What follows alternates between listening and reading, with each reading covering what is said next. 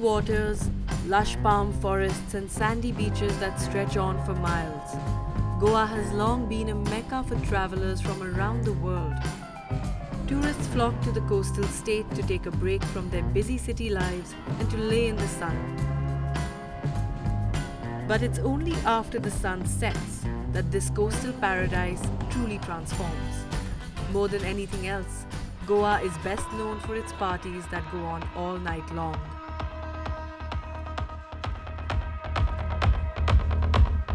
How's it going?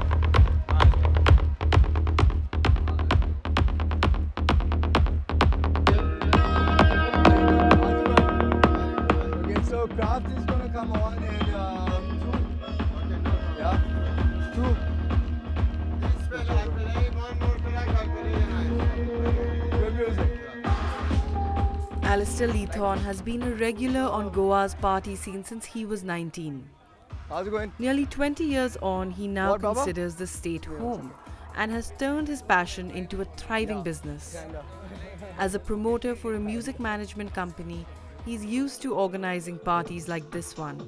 And at 1 a.m., the night is only just starting. Goa's party culture means more to Alistair than just drinking and dancing. It's a close-knit community which he considers family.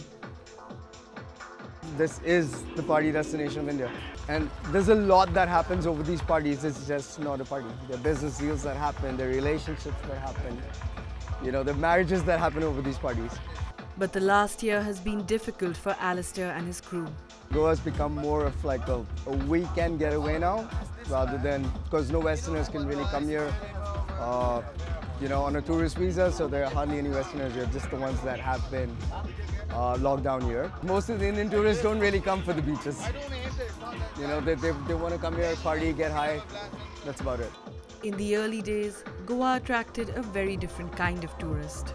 It's about the diversity of the hippie culture that was here. There are people coming here from all other countries, right? So there's so much of diversity, and that's what makes it special. Back in the 60s, Goa's untouched, sandy beaches became a magnet for a specific kind of Western traveler. Frequently caricatured as junkie nudists with no aim or purpose, the hippie community was, in reality, instrumental in shaping the state's identity and economy. In fact, many of the original hippies never really left. Mother India has given me everything. And I'm going to be 74 next month. And here, I'm 20 years old, like when I came for the first time to Goa. Marianne Bourgault first came to Goa from France over 4 decades ago. I landed in Goa, and instantly, it was just the total freedom, because it was the only place in India where you already had a community, international community, mixed with the Goans. So it was just magic, magic, magic, magic. Oh, Bougainvillea.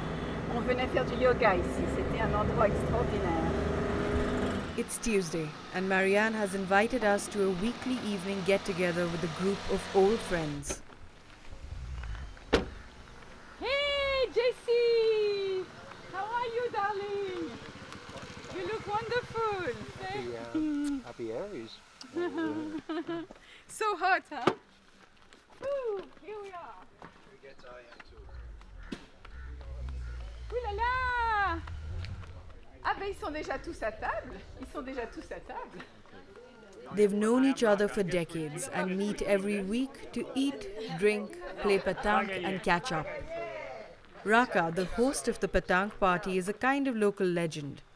He made his way from California in 1969 when Americans his age were being drafted to fight in Vietnam. I don't have the necessary prerequisites for hippiedom, that is to say, my hair is gone.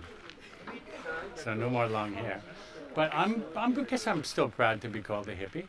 When he first landed, Goa wasn't quite the tourist paradise that it is today. There was no electricity, there was no running water, there were no indoor plumbing or toilets to speak of, so it really for the initiated, for people who could live under those circumstances.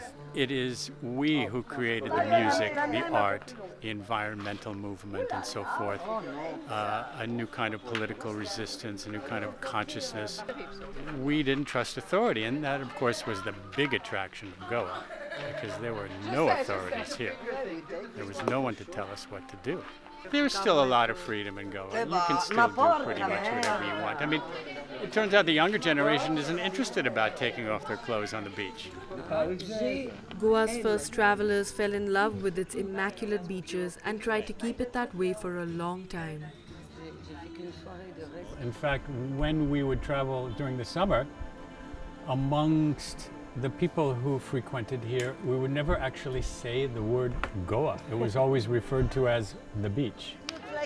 But the world found out soon enough, and by the mid-90s, millions of tourists began arriving in droves each year.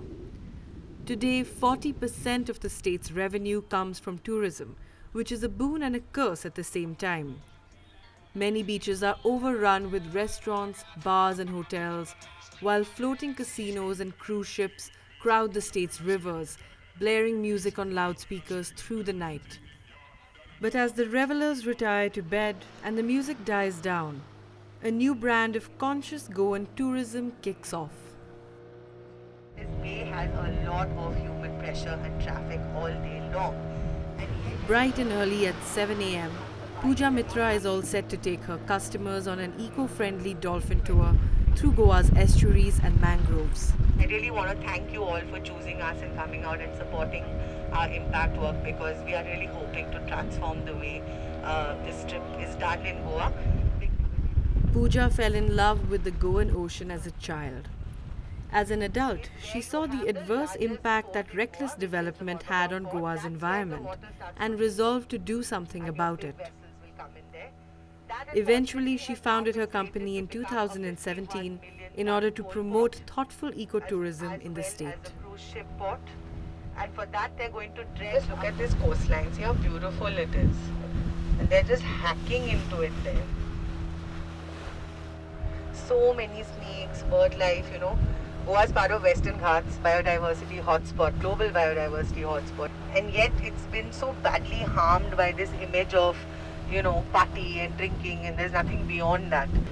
And if all this is gone and replaced with hotels and homes and villas and whatnot, you lose the very thing that allows Goa to be green and beautiful, and the reason why so many people like to come here. On rough days like this, when the waves are high, Pooja's beloved dolphins are difficult to spot. Well, at least you had a quick glimpse. So I'm not making it up. They are there. I think if consumers change why they come to Goa, we're not only searching for parties and alcohol and that kind of tired beach tourism which has been going on for too long. If you want the whole ecosystem to benefit and the community to benefit, and people also visiting have to change what they're asking for, have to be open to the idea of trying something new.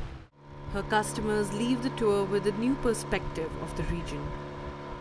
The construction and development is definitely putting a huge burden on the environment, and my concern is that all these mangroves and the forests on the hills, like she said, and the cyclones, we're gonna have floods and all kinds of natural disasters, which I think people don't realize. They want a view of the hills or the water or the paddy fields, and I think it's all going to come crashing down if we keep cutting into it. So in recent years, Goans have also recognized the need to preserve their unique, centuries-old Portuguese heritage. Some, like Hignio Emilio Rebelo, have devoted a lifetime to that effort. This is a folding deck, and this came from Portugal.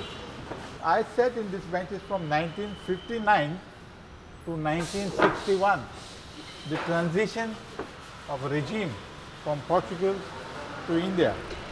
Today he runs the Hotel Rebelo, where he believes Goa's last Portuguese governor signed the Treaty of Surrender to India. For him, the hotel is a historically significant site.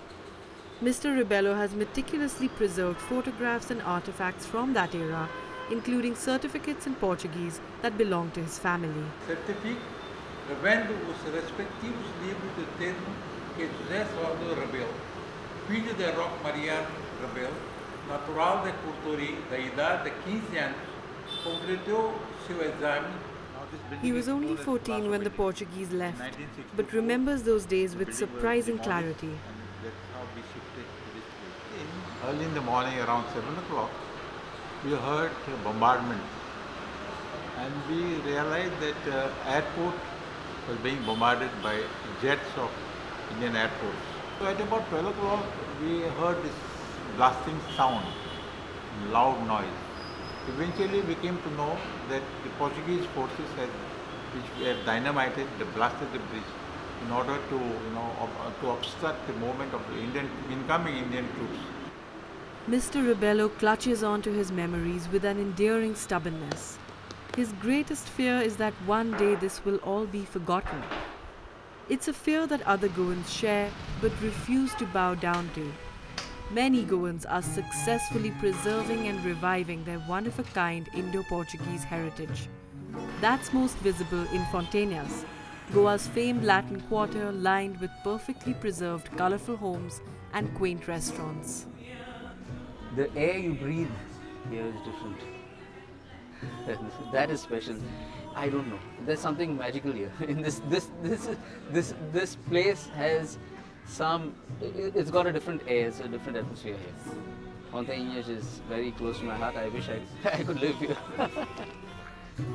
Orlando de Noronha is a local musician. He is a man on a mission to revive fado, a 19th century style of Portuguese music characterized by its mournful tunes and lyrics. When he was a child, Orlando would walk through these streets as the sound of fado wafted down from open balconies. I could imagine during the Portuguese days, people singing, playing the fado here. For example, you can hear a faint sound of the violin, a gentleman playing there in the window. We always spoke Portuguese at home. You see, right from childhood, my father insisted that we learn the language, besides our Konkani, which is the mother tongue of Goa. Orlando studied the Portuguese guitar in Lisbon and now regularly performs the traditional music with his bandmates all over the world. In order to preserve this culture that's so close to his heart, Orlando and his family founded the Center for Indo-Portuguese Arts in Goa.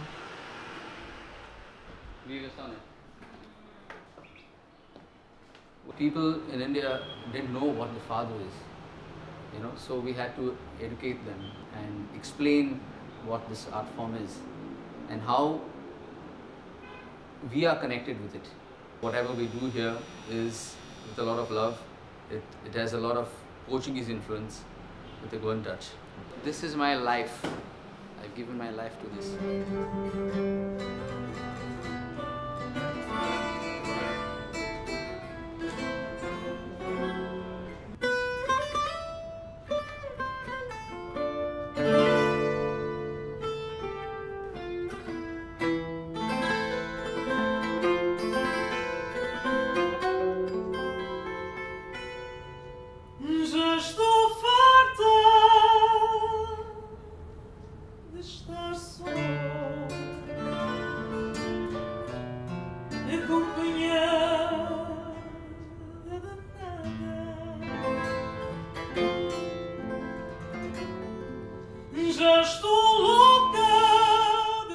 Goan identity is varied, vibrant, and constantly evolving. Time has changed it in many ways, but the feeling of joy and indescribable magic in the air of this unique state remains constant.